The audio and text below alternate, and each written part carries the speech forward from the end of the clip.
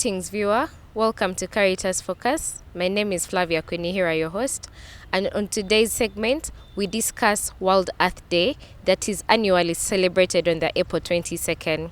On this very special episode, we are going to discuss the theme Plastics versus the Planet, which was the theme for the World Earth Day 2024. With me in studio, I'm joined by two special guests from CARITAS Uganda, with whom we're going to deep dive into this topic that is affecting the world globally. You are most welcome. Thank you so much. My name is Betty Rosa Aguti.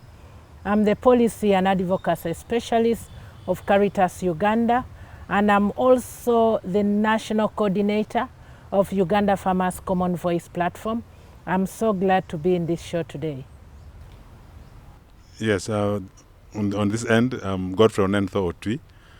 I head the research, advocacy and innovations at CARITAS Uganda, but also a specialist on four: the climate change, environment and natural resource management. So I come in that capacity. You're most welcome.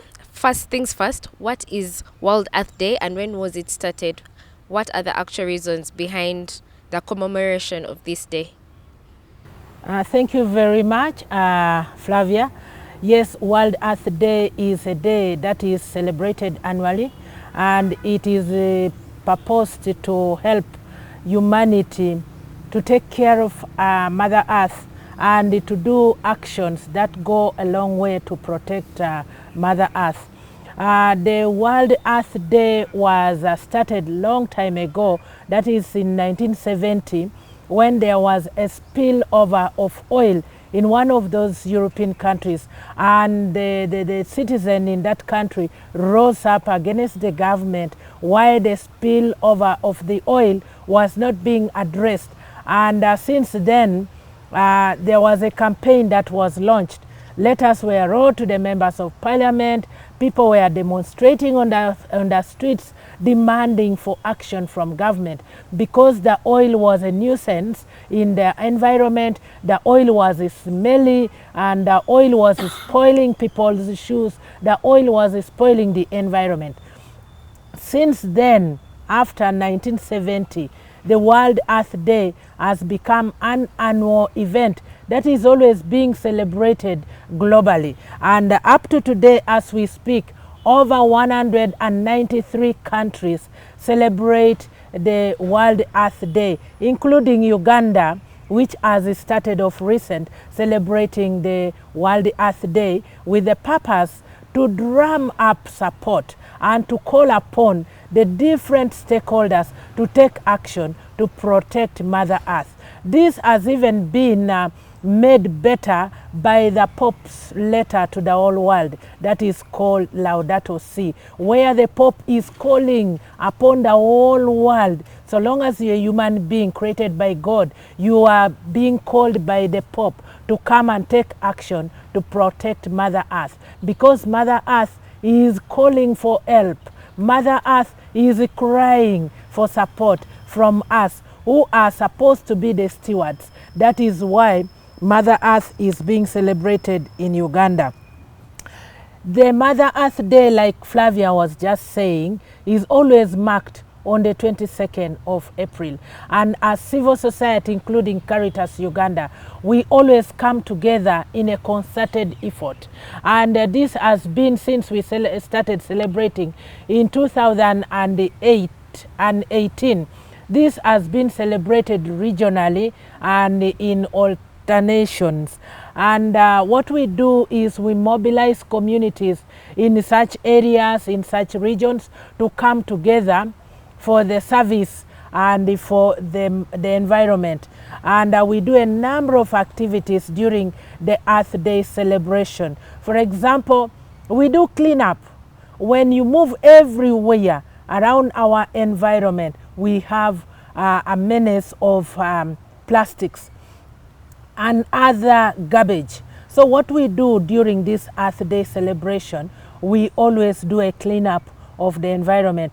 We do dialogues with the different stakeholders all with the purpose of raising awareness of how humanity has destroyed the environment, of how we need to come to action, and what needs to be done for us to clean up the environment. That is what we always do during the Mother Earth celebration. Plastic pollution is a major concern in Fort Portal City. Studies estimate that in Uganda, an average of 1,500 tons of plastic waste is generated daily, with 500 tons properly managed. Most of the waste generated is not safely recycled and goes into the environment, that is to say, Yuvampanga. This has proven to contribute to environmental and health risks to human and animal life. It is everyone's responsibility to safely dispose plastics, and the leaders should encourage the adoption of the 3 R's: reduce, reuse, and recycle.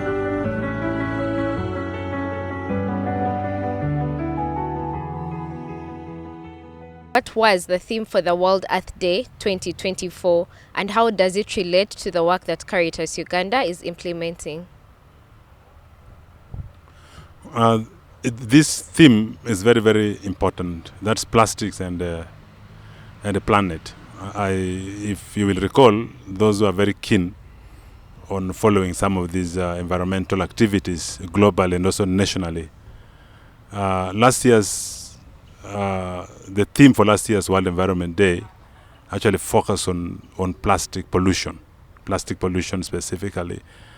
And it is very interesting that the World Earth Day this year picked the same theme more or less. So therefore, for the last 2 years, there's been a very deep reflection on the effect of plastics. Plastics that are being produced in very, very large quantities globally on the earth. But not just on the earth, but on the living creatures, or the living components of the earth. And these are, for example, human beings, you have other animals, you have plants, you have aquatic species or creatures and all this. So, and therefore, if you look at this theme in terms of its significance, it's quite a very significant thing. It's quite important because of the effect. Because if you go out there and you look at a number of our water bodies, including Lake Victoria right now, you realize that sections of Lake Victoria are very heavily polluted by plastics. Then you go to our trenches here in the cities, you realize the lot of plastic that is there, plastic bottles and so forth. Then you go to gardens, to fields, sometimes you'll find a number of these plastics littered all over the place. And a plastic takes very many years to decompose. Some of them take as many as 200 years. 200 years. None of us can live for 200 years. So meaning the more we use plastics and then dispose of them recklessly, the more the risk, for the earth, the more the risk for the other creatures that live on the earth or depend on it.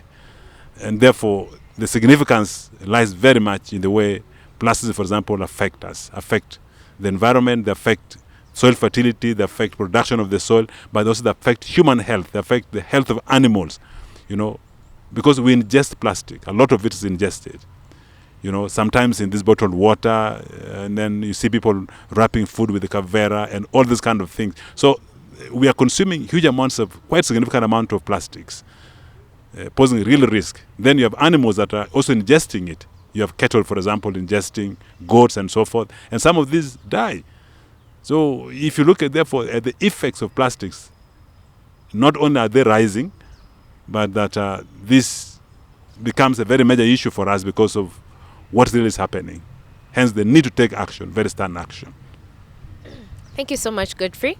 Picking from your contribution, plastics are such a critical environmental issue.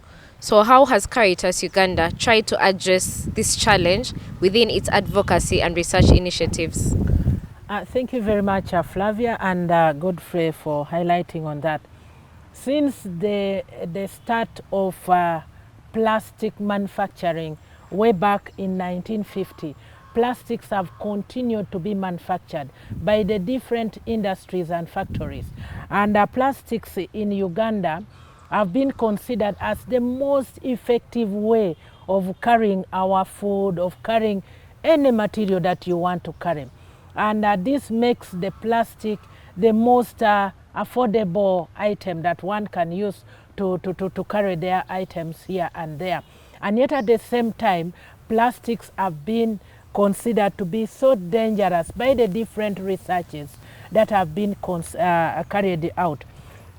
A research, for example, carried out by the World Climate School Uganda chapter indicates that over 70% of the plastics end up in the landfills, they end up in the lakes, rivers, and they become a serious environmental challenge. Why then could we say that these are a challenge? Plastics are a very big challenge, like Godfrey was saying. When they end up on our soil, some plastics live there to close to 200 or even 400 years before they are degraded or broken down. But at the same time, when they are broken down, they end up into our food system, they end up into our water system. And you find that the food we are eating today, the water that we are drinking today is highly contaminated with residues of plastics, which poses a very big danger to the life of human beings and also to the life of animals. And yet at the same time, I should mention this before I forget that during the campaigns that CARITAS Uganda has been doing, that we are going to delve in now, the NEMA had given the plastic industries up to 2024 only to reduce on their production of the plastic materials that they are having. So all that is a very big danger to our environment. Flavia was asking, what is it that CARITAS Uganda is doing to try to reduce the plastic waste or the pollution by plastic? CARITAS Uganda, one of the civil society organizations, and yet it is also a church organization, is so concerned about the lives of the people and the livelihoods of the people. So you find that when there is a lot of pollution from plastics, it affects human life, human health through the food system. It also affects the production and productivity of products of agriculture. The farmer is affected, but also the environment is affected. The impacts we are seeing today, like the floodings that we are seeing, are as a result of the plastics that have gone into the lakes, that have closed the rivers, that are clogging the wetlands that are supposed to be the lungs of the earth. All these are clogged to the extent that the wetlands no longer play their role. So that is why CARITAS is so interested in protecting Mother Earth. We have done a lot of work to try to protect and save Mother Earth. We have a lot of campaigns that we always do. For example, annually we celebrate key events. Number one is the Earth Day. CARITAS Uganda joins the rest of Ugandans and civil society to celebrate and commemorate a World Earth Day. And we do a lot of activities, like I had already mentioned. We do school engagements, and which we call youth and environment engagement. We do a lot of debates. We do a lot of symposiums where we bring key stakeholders together to debate and discuss issues to deal with environmental protection. We also do a lot of cleanups. Last year we were celebrating Earth Day here in Uganda, in Kampala, and we had the celebrations in Nakawa division, and the reason for choosing Nakawa division was because of the pollution, the plastic pollution that was in Nakawa division, and particularly our attention was on Lake Victoria shore and in Luzira, where we did a lot of cleanups. So we do campaigns. We also do advocacy Advocacy is our key thematic area when it comes to issues to deal with environment protection. We advocate for favorable laws and policies for Uganda so that Ugandans are protected. Then we also advocate and encourage our communities and the farmers we work with to plant trees, and even ourselves, we encourage ourselves as the staff of CARITAS Uganda to plant trees. There is currently a promotion that we are carrying on to all dioceses, the planting of trees, beneficial trees.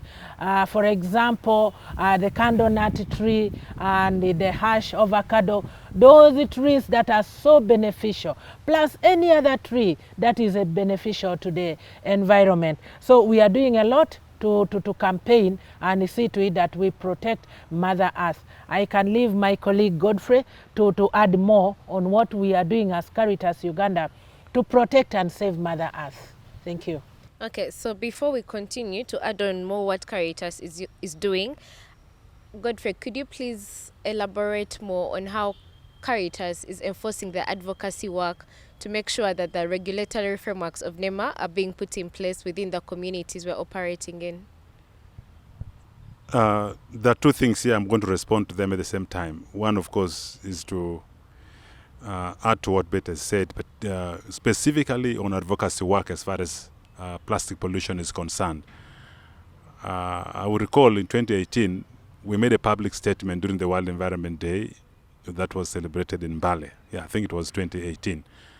And that was the first time we made that public statement, and we are highlighting the dangers that plastic, for example, pose to human health as well as to health of the other animals of the soil and so forth, water bodies and so forth. And I remember that time the Minister of Water and Environment was there, and we made a very strong statement and appeal to abolish the manufacture of what we call single carrier bags. Single carrier bags. These coveras, the black coveras you see around, the white coveras that people use for packing, these are, Rolex and so forth and so on. So we made that statement, we gave the paper to her. And then the minister at that time rose up and said, actually, she was going to make sure that was done. And then later, when Anyuar, Honorable Anyuar was that time appointed the Minister, I think, of Environment. She came up with a statement, a very strong statement, that the manufacture of single-use plastic bags would be abolished forthwith. But of course, it wasn't really done.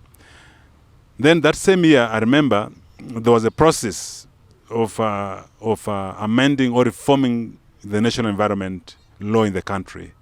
We had the National Environment Act.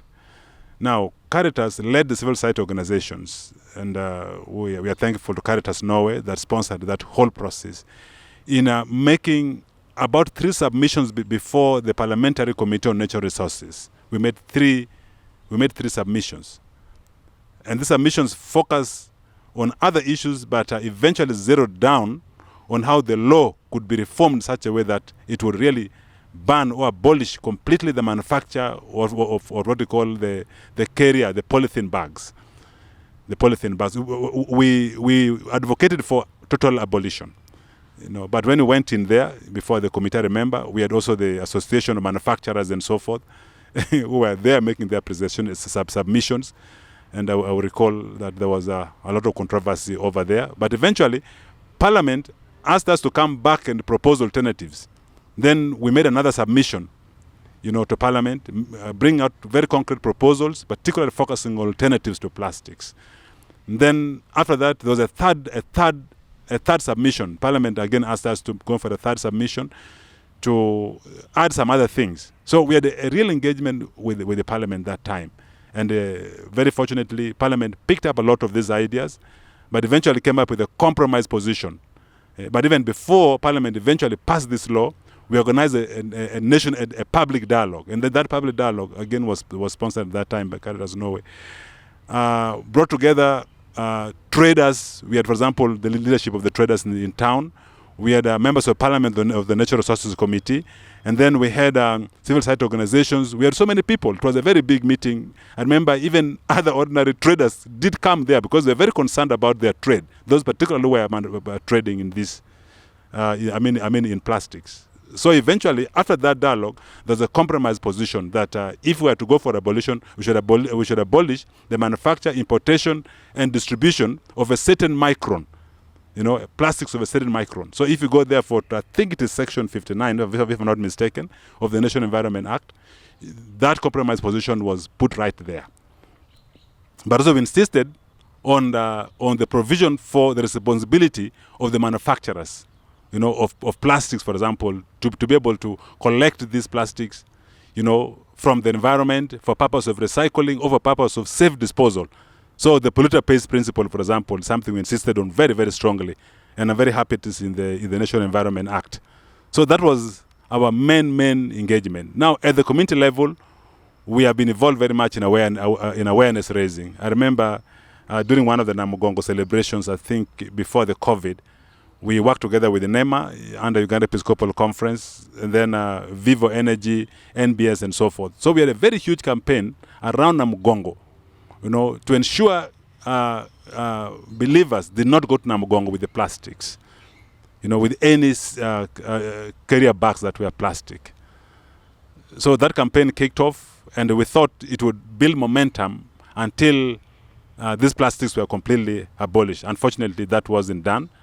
And as we talk now, I think there's been a problem with the enforcement. Part of the challenge we have right now is that the minister who is mandated by this law to come up with the regulations for purpose of reinforcing this national environment, that provision has not yet come up with any regulations.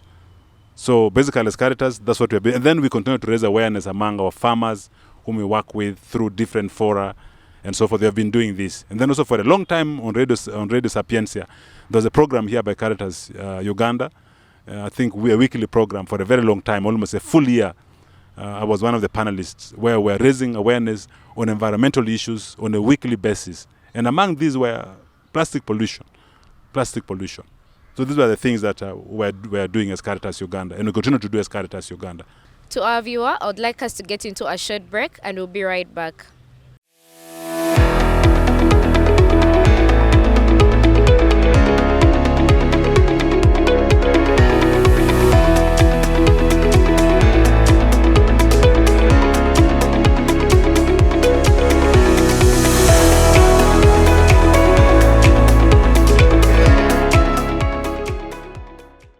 Welcome back from the short break. You are still on CARITAS Focus, and we are still discussing the topic of plastics versus planet, which was the theme for World Earth Day 2024. With me in studio, I still have the guests from CARITAS Uganda, Betty Aguti and Godfrey Onentho, with whom we are tackling and discussing this issue in depth. My next question goes to Betty. We are talking about plastics and pollution in our country. What is the current status of plastics in the country, and how is it an issue to our communities? Thank you very much, Flavia. The issue of plastic, like we have already highlighted, is a very, very serious one that I can equate it to us sitting on a time bomb, and anytime it will blast and we shall have trouble. There is plastic everywhere, and we are consuming plastics every day. When you eat food that is produced today, there are particles of plastics there. When you drink water from a mineral water bottle, there are particles that are microplastics that we may not be able to see with our naked eyes. The food, the fish that we eat, sometimes eat some of the plastic that goes into the lake, and when they eat this, it goes into the system of the fish.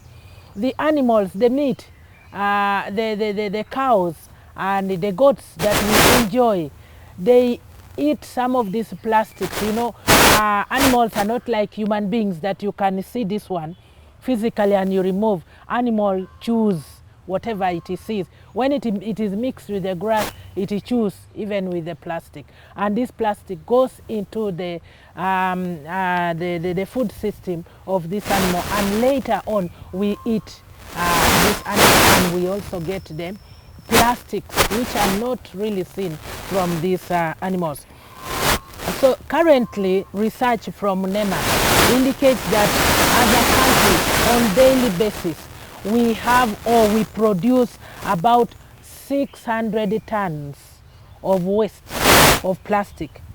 But what is very, very disturbing is out of the 600 tons, only 40% of this waste is being collected. The rest of the 60% is just thrown up and down in the environment, in the trenches, in the rivers, in the lakes. And at the end of the day, the cycle continues and you find that our environment is disturbed. I must say, before we end this show, that it is our responsibility as human beings, everybody who God gave 2 eyes and 2 hands and 2 legs, and so long as you're created by God, you have a responsibility to make sure we reverse this situation of plastic waste and waste in general, because this waste goes into our system. We carried out a study as the CARITAS Uganda to see how some of the water is polluted by the actions of people, by the actions of farmers. And we realize that be it water that you get from a spring, it is polluted. Be it water from the borehole, there are particles and residues of the pollutants, be it chemicals, be it plastic. Be it water from the manufactured water, there are particles of these pollutants in it. So together we need action as a country, as Ugandans, as people who were given the responsibility by God to be the stewards of the environment. And then in addition to that, the manufacturers need to take up their responsibility. The manufacturers need not to only look at profits, but they need to look at only people's lives, people's health, and people's livelihood. So let the manufacturers also think twice and let them be the stewards and also the keepers of their brother. Like in Genesis, we are told to be the keepers of our brother. But if you are only manufacturing and the rest is to whom it may concern to collect this plastic waste and any other waste, then you're not doing a service to this country. You're not doing a service to God Almighty, who created you and put you where you are and gave you the business that you are doing. Manufacturers out there, this is a very big call to you. You must take responsibility and collect the waste that you produce, and henceforth it is my prayer, and I will ask everybody who can pray to help pray so that the manufacturers may take this upon themselves to at least brand their own plastic items that they produce, and they take responsibility to collect off those plastics. I have been in other countries out there whereby everything is very precious. We need to recycle these plastics. For example, when I was in Denmark, I bought yogurt, but it was in a paper bag. It was in a box. And this box, it is written on top, this box is recycled. Take the yogurt, and the next day you go and pick the next sip of the yogurt. You take this paper box to the seller, to the supermarket, and you're given the yogurt at a reduced cost. This is what our country Uganda needs to do, and this is what the manufacturers need to do. Let us not waste. By so doing a one-use plastic, we are also wasting resources. We would have produced more by recycling these plastics, not really recycling, reusing them. Let's also indicate on top of some of these plastics we produce, for example, when you bring back this bottle to the place or to the supermarket you bought the bottle from, or the water or the yogurt from, you are given the next yogurt at a reduced cost. I think this is a motivation that will help this country to get rid of the plastics. Thank you very much, Betty. Back to you, Godfrey. We earlier on had discussed a few existing policies by NEMA in the country. What are some of these changes or improvements that need to be done to make sure that the implementation of these policies is actually effective, both by the government and by the civil societies like CARITAS Uganda? There are a number of strategies that can be employed, but the major one is to really to enforce the provision of the law of the National Environment Act that bans the manufacture of certain categories of plastics, but also that imposes obligations on the manufacturers to ensure that the plastics that go out there are collected and so forth. It actually imposes some penalties, on manufacturers, for not doing certain things that are required by the law. Now, the issue that we have, which I think is a big one at the moment, is the delay of the regulations accompanying the National Environment Act that would enable, the ombudsman or the regulator, that's NEMA, to be able to enforce that provision of the law. But that said, the fact that there is already a principal law that bans this kind of provisions and then also empowers NEMA, for example, to take any action necessary to protect the environment, I do think that NEMA still needs to style up. I think there's a lot of politics as far as the plastics business in this country is concerned. I remember last year during the World Environment Day in Kololo, I think it was in Kololo last year, the executive director of NEMA did announce a partnership with the private sector for purpose of managing plastics. Well, the content of the MOU was not disclosed to the public, but I remember he made that announcement that time. And actually, the MOU was signed, if I'm not mistaken, in public in Kololo, if I can still recall. Now, one of the idea behind was that the private sector would work with the NEMA to ensure that the policies that regulate the manufacture, importation, exportation, and exportation of plastics is effectively reinforced, is effectively implemented. That the provision of the law of the National Environment Act, I still believe it is Section 59, is effectively, for example, reinforced. But again, one year down the road, I'm dismayed by the fact that if I step out there in a little shop in my neighborhood, I'll find volumes and volumes of plastics, being dished out, for example, to customers who come there to buy goods. So meaning, the manufacture of plastics, particularly the single-use carrier bags, is continuing unabated. So this is a question that we need to ask NEMA, for example, why this is continuing.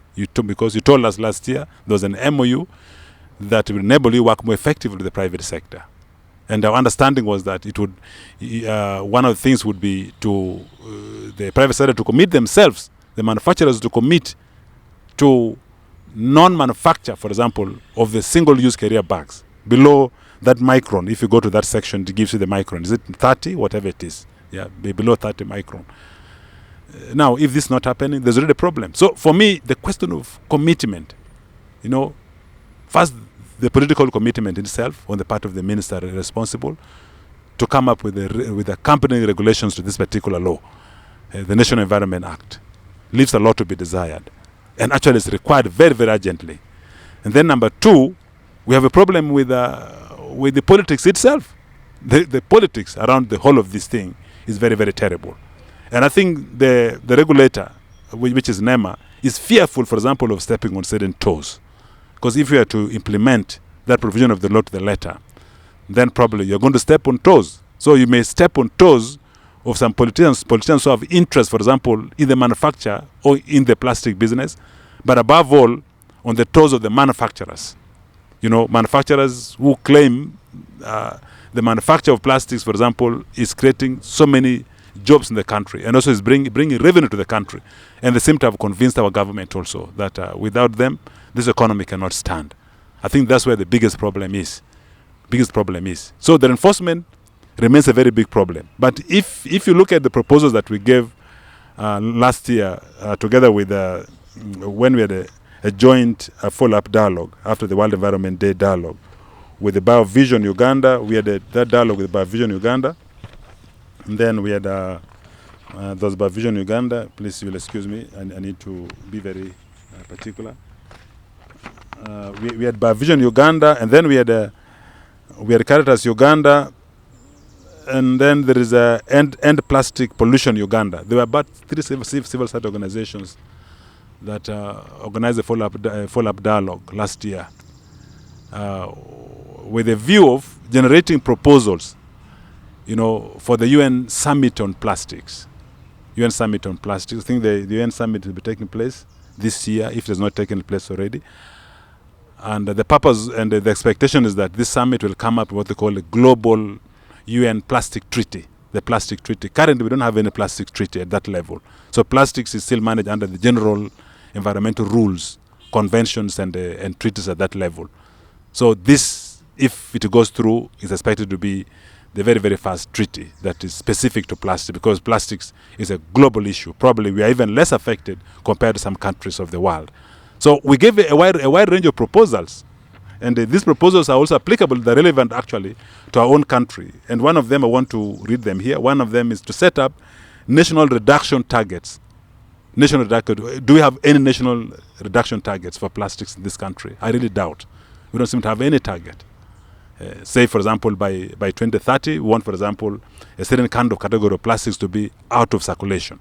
We don't have those kind of things. And then number 2, we also propose ending must be campaigned against, so that it doesn't have the market, for example, because of stringent regulations. So the question of additives, the feedback stock, including subsidies, all these should not be provided, for example, for manufacturers of plastics. Then also high plastic tax, impose tax, very high tax, will create disincentive, to the manufacturers of plastics. And then we also propose the phasing out of non-essential products or plastic products and uses, include particularly the primary microplastics, which are widely used in Uganda, by shopkeepers and so forth. And probably it poses the biggest threat because it is also the least recycled. Bottle plastics are more recycled, because I can see young boys and so forth collecting them all over the place. Actually, if you throw one out there, it will be picked almost immediately. So I think these ones are doing relatively well compared to those who are manufacturing, the single-use plastics or microplastics. Then we also propose quotas for reusable product and industrial packaging. Quotas. We also propose that. It's still applicable for our country, so our own government can consider some of these things. We gave these proposals to NEMA. And then also to scale up reusable alternatives to plastics. There are very many. Let's scale it up. Let's scale them up. For example, paper bags. There are many other innovations that are there.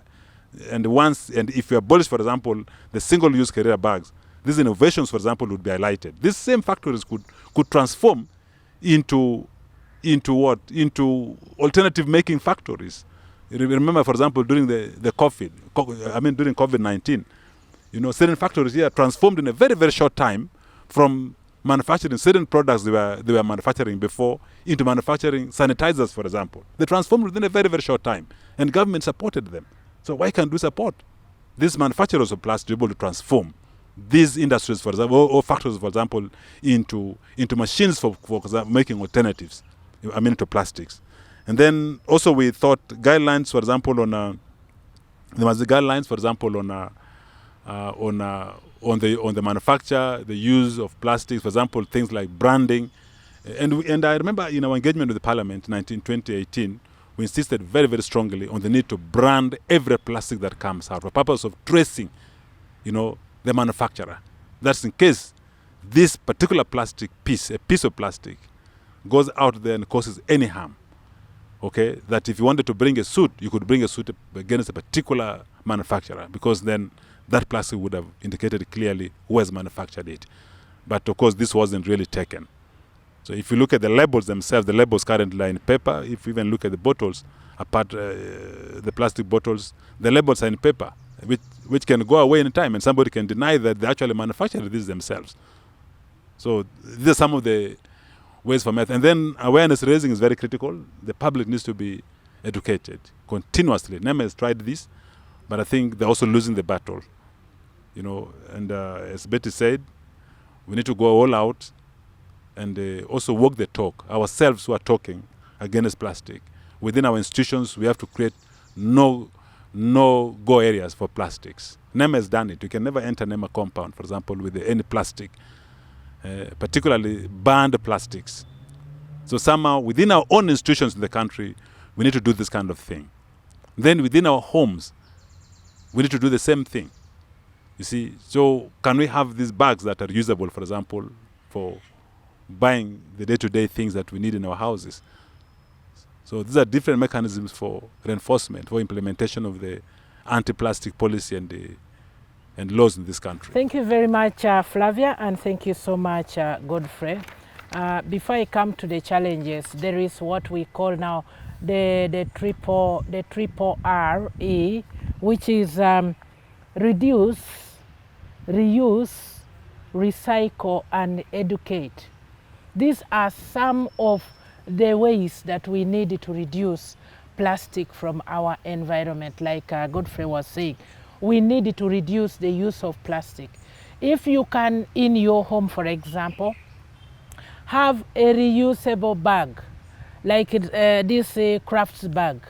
You get it for shopping, particularly for the kitchen. When they are going to buy tomatoes, they go with this bag. They put tomatoes in there, they add some onions, they put what, and they come home. Tomorrow they use the same. Let us develop a culture as Ugandans of having our own bags. Those days we used to have bags made out of the reeds, out of the grass, out of what. Why don't we use this?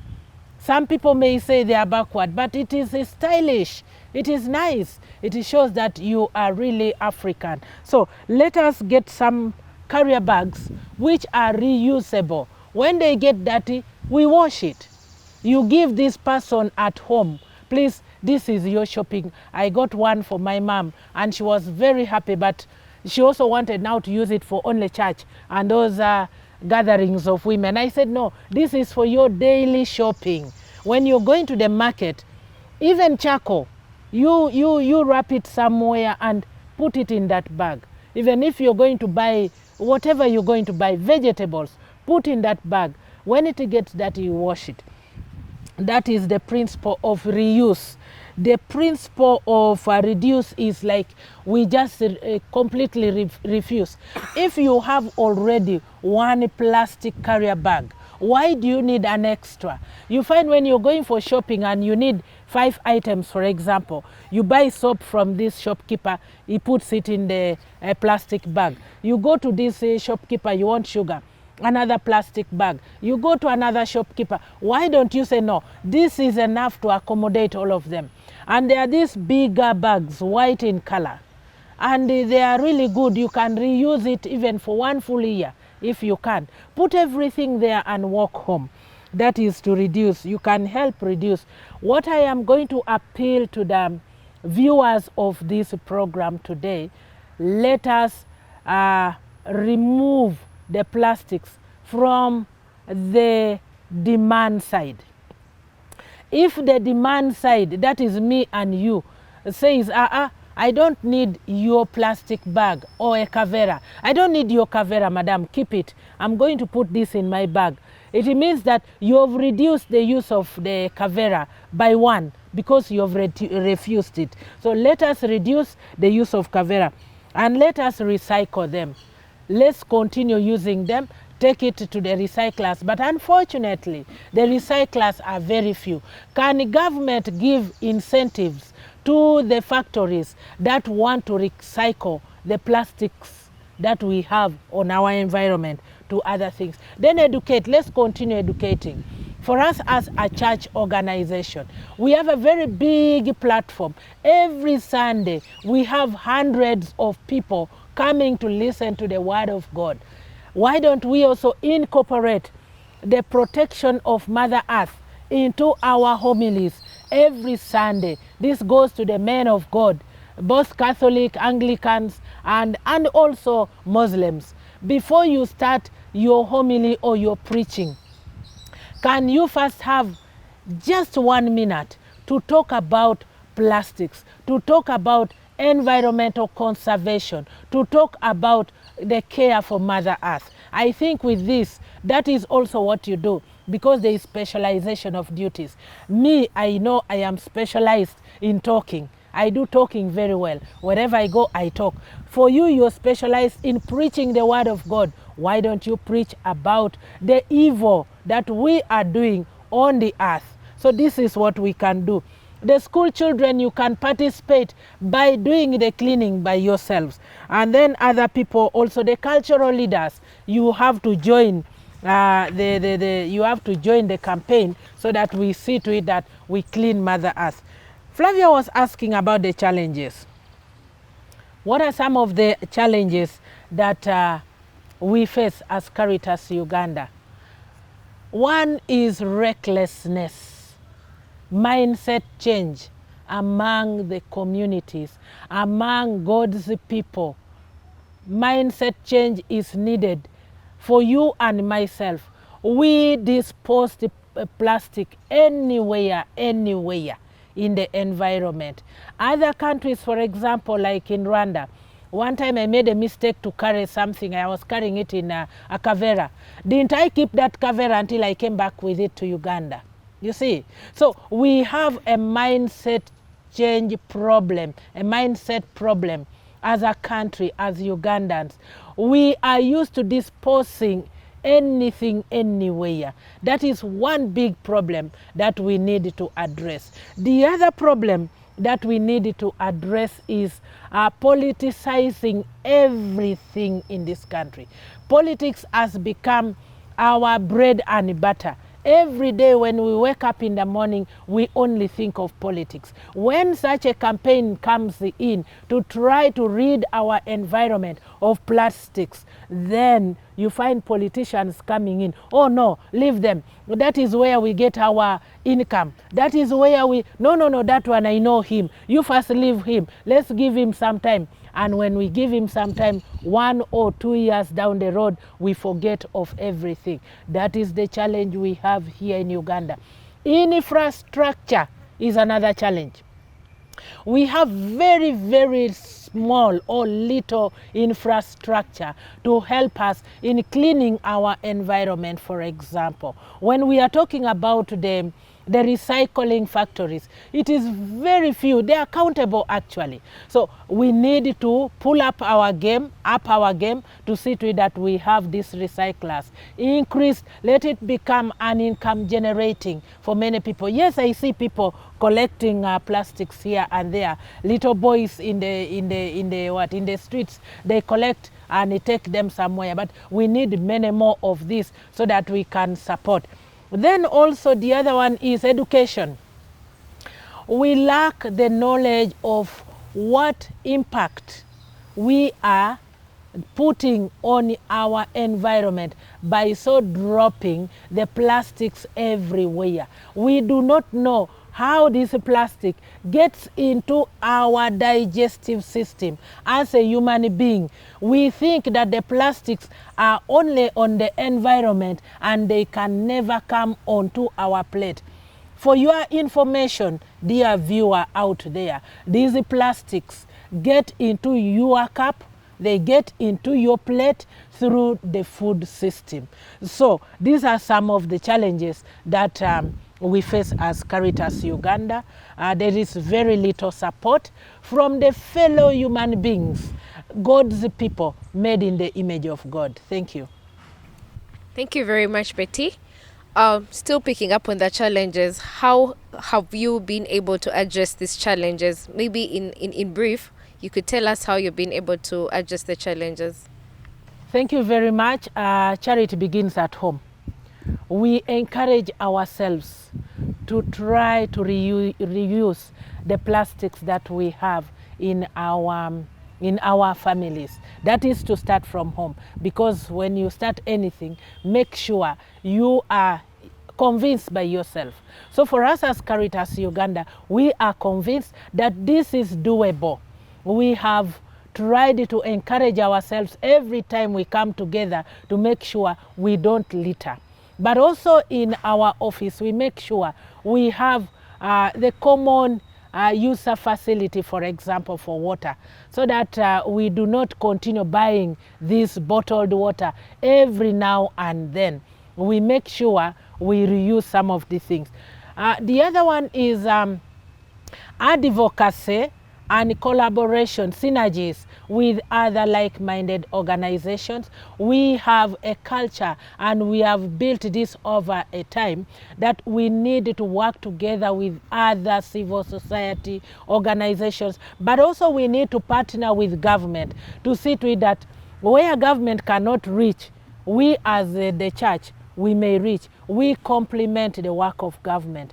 We also do a lot of advocacy, like Godfrey was saying, a lot of advocacy to see to it that we have policy and legislative processes that can support us to help rid these plastics from the environment. We also work with the young people. You know, these are people who are still energetic, to see to it that they help in reducing the use of plastic in the environment. But also we support some of them to see to it that we recycle the plastics that we have, so that from the national level we advocate for a policy environment. From the local level we support the communities down there to reuse, to reduce, and to recycle the plastics that are there.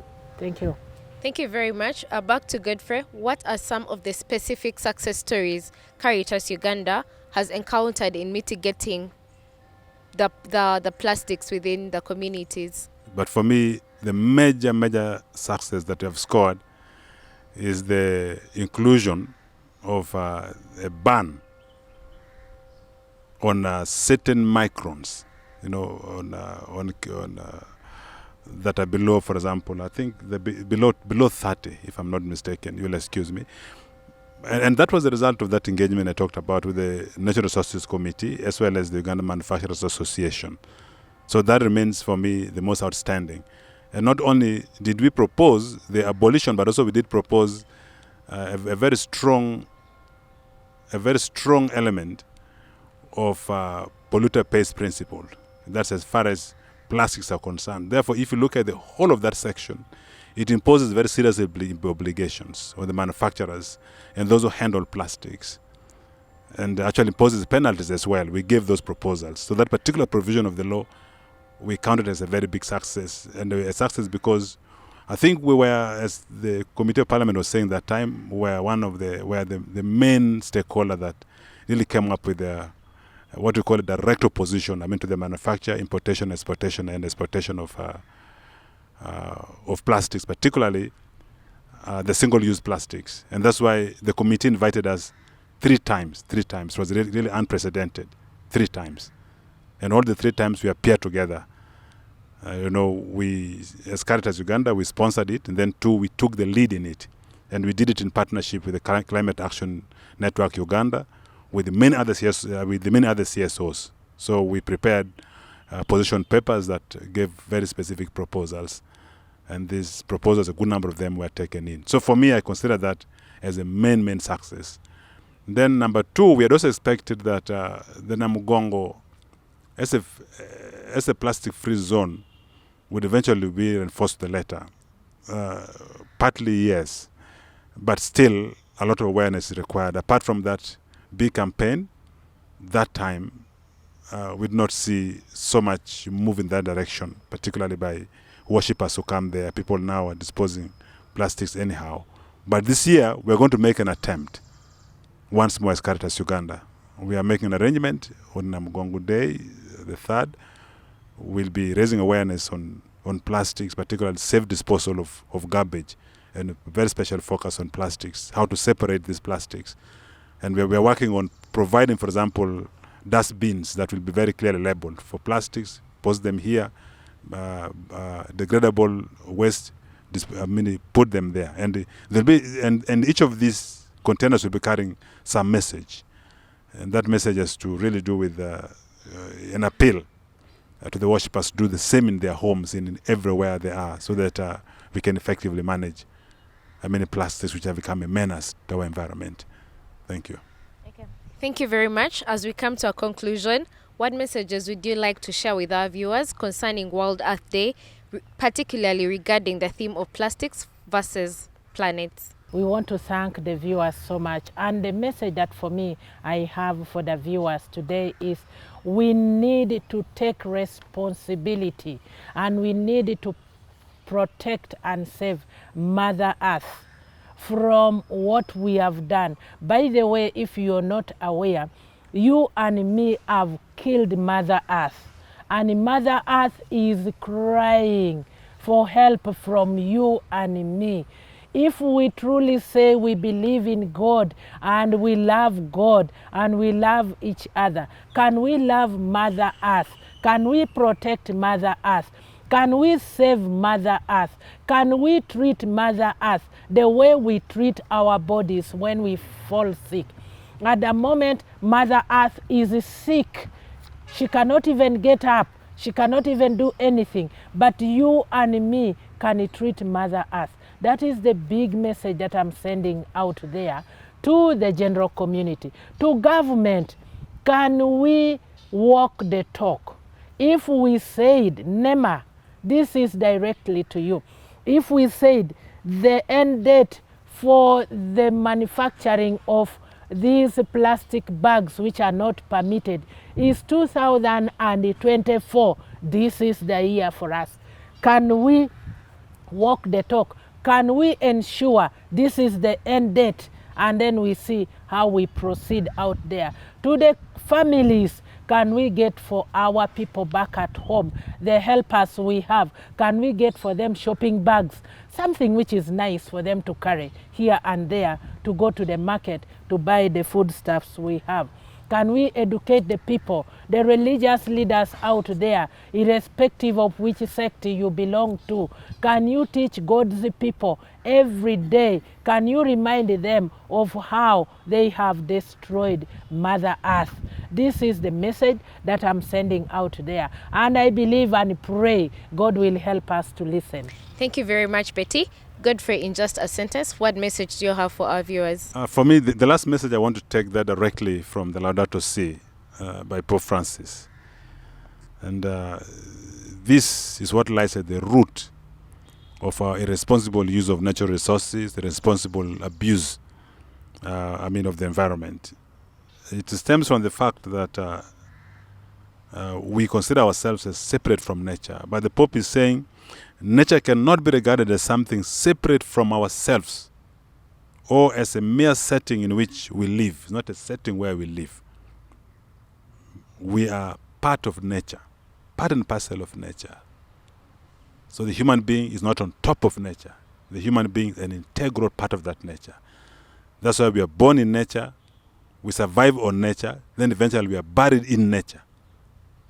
A concept that I really love very much. I first read this years ago when I was in Uganda Matters University. The same notion was advanced by the late Professor Munyonyo, Remigio Munyonyo, in a little book, Mutafiti series in Uganda Matters. If you go to the library, you will find it in the Africa series. The title is Sustainable Development in a Dock. So he critiqued the concept notion of sustainable development, which was coined during the Kyoto during the summit in Kyoto many years ago. And what was saying is that sustainable development, although seem to be the catchword now, has limitations because, like its predecessor, it still places the human person on top of the rest of creation, except that it advises the human person to use creation in a certain way. But it says the best way to understand our relationship with the creation is to think in terms of sustainable coexistence. Coexistence, meaning we are an integral part of that creation, therefore we must coexist. And the Pope is very clear. The Pope is clear. Let me end by this. The Pope is saying everything is closely related, and that today's problems call for a vision capable of taking into account every aspect of the global crisis. Now he said, we have to look at the ecosystems, that we need only recall how ecosystems interact in dispersing carbon dioxide. Without carbon dioxide dispersed by these trees, there can never be a human being. Okay? Then how nature has its mechanisms for purifying water that we drink. Its own mechanism. We don't even need Puritans. We now need Puritans because we have destroyed the environment. We have destroyed the water bodies. You see, in the villages, people still drink water pure in the bush there, you know, from the flowing streams. Then nature is its own way of controlling illnesses and epidemics. That's what it's saying.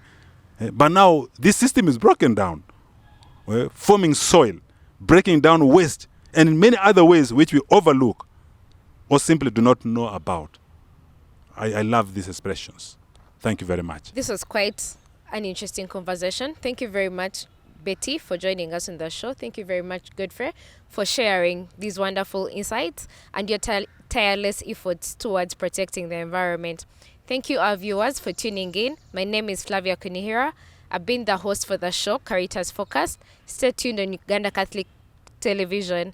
And I would like to remind you that in the months of May and June, CARITAS Uganda is carrying out a number of activities in commemoration for the World Earth Day and the World Environment Day. Let us join hands to protect and save our Mother Earth. Thank you very much.